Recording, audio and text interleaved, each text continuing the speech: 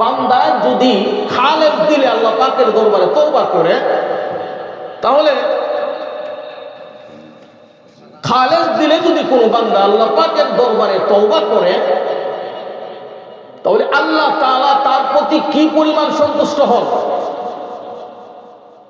কোরআন থেকে একটা ঘটনা শোনাবো, এরপরে রাসূলুল্লাহ সাল্লাল্লাহু আলাইহি ওয়াসাল্লামের একটা হাদিস আমি আপনাদেরকে শোনাবো ইনশাআল্লাহ।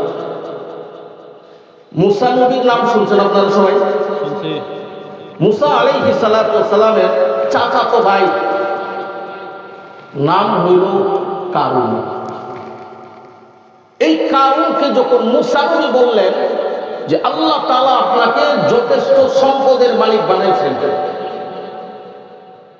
আপনার সম্পদের যাকাত দিতে হবে,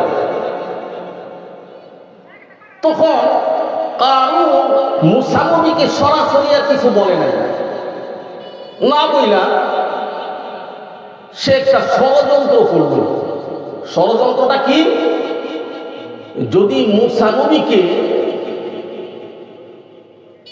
এলাকা থেকে উৎখাত করতে না পারি, তাহলে তো সম্পদের যাকাত দিতেই হবে, সারা বিকল্প কোনো পথ নাই। সুতরাং মুসা নবীকে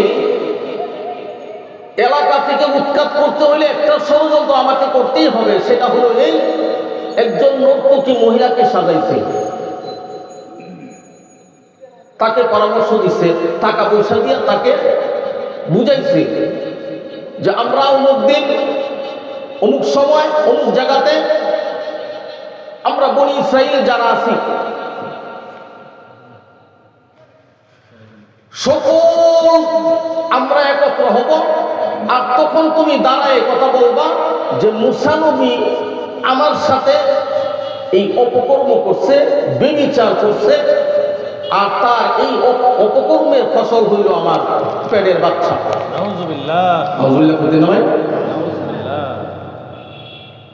ঠিক ওই সময়টার মধ্যে মুসা নবী সহ বনি ইসরাইল সকলে উপস্থিত। এমন সময় মহিলাটা দাঁড়ায় মুসা নবীর বিরুদ্ধে বলার জন্য জবান বন্ধ হয়ে যায়। সুবহানাল্লাহ, জবান থেকে আর কোনো কথা বের হয় না। আবার বসে যায়, বসে গেলে তার জবান আবার ঠিক হবে। দ্বিতীয়বারের মতন আবার দাঁড়াইছে, মুসা নবীর বিরুদ্ধে বলবে, দাঁড়াইছে তো তার জবান বন্ধ হয়ে গেছে। আবার বসে গেছে, তার জবান ভালো। মহিলাটার বুঝতে দেরি হইল না, মুসা নবীর উপর যে অভিযোগটা আমি দিতেছি, মুসা নবী তো খাঁটি আল্লাহর নবী, কোনো সন্দেহ নাই। এবার তৃতীয়বারের মতন মহিলাটা দাঁড়ায়া গেলেন, দাঁড়ায়া বললেন, ও সমাবেশবাসী, আপনারা সকলে সাক্ষী থাকুন, মুসা নবীর কোনো দোষ নাই। কন্যা সুবহানাল্লাহ, মুসা নবীর কোনো দোষ নাই, কোন অপকর্ম, ব্যভিচার আর জিনা আমার সাথে মুসা নবী করে নাই। এইটা কারণ আমাকে সলা পরামর্শ দিয়া, লিপসা দেখায়া, লোক দেখায়া আমার মুখের দ্বারা বলানোর জন্য চেয়েছে, কারণ এই কামটা করেছে।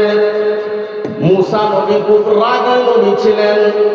সঙ্গে সঙ্গে মুসা নবী আল্লাহ তাআলার কাছে বললেন, আল্লাহ, এই যে জমিনটাকে আমার অনুগত বানাইয়া দাও, আমি যা বলি জমিনটা তাই যেন শুনে। আমার আল্লাহ রাব্বুল আলামিন ওহী পাঠাইয়া দিলেন আর বললেন, মুসা নবী রে, এই মুহূর্তের জন্য এই জমিনকে তোমার অনুগত করে দিলাম, তুমি যাই বলবা তাই এই জমিনটা শুনবে। তখন মুসা নবী সঙ্গে সঙ্গে বললেন, হ্যাঁ তুরাব, হ্যাঁ মাটি। মুসা আলাইহিস সালাতু ওয়াস সালাম ডাক দিয়া বললেন, হে মাটি, কারুনকে দইরা বানাও। সঙ্গে সঙ্গে কারুনের হাঁটু পর্যন্ত ডুবে গেছে। কারুন ভয় পেয়ে গেছে, আর কারুন বলতেছে মুসা নবী তুমি আমাকে বাঁচাও, মুসা নবী গো তুমি আমাকে বাঁচাও, আমি ভুল করেছি। আবার দ্বিতীয়বারের মতো মুসা নবী বললেন মাটি ধর, কবর পর্যন্ত ডেবে গেছে।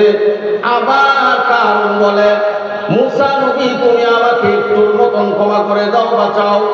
আবার মুসা নবী বললেন মাটি একে ধর, গলা পর্যন্ত ডুবে গেছে। আবার মুসা নবী বললেন মাটি একে ধর, পুরা শরীরটা দেহটা মাটির নিচে ডুবে গেছে। এবার আমার আল্লাহ রাব্বুল আলামিন মুসা নবীকে বলেন ও আমার নবী মুসা, আমার এই গুনাহগার বান্দার কারণটা তোমাকে বারবার বলতেছিল, বারবার বলতেছিল মুসা আমাকে বাঁচাও, আমাকে বাঁচাও। মুসা রে এই কারণ তোমাকে কতবার বলবো আমাকে বাঁচাও, এতবার না।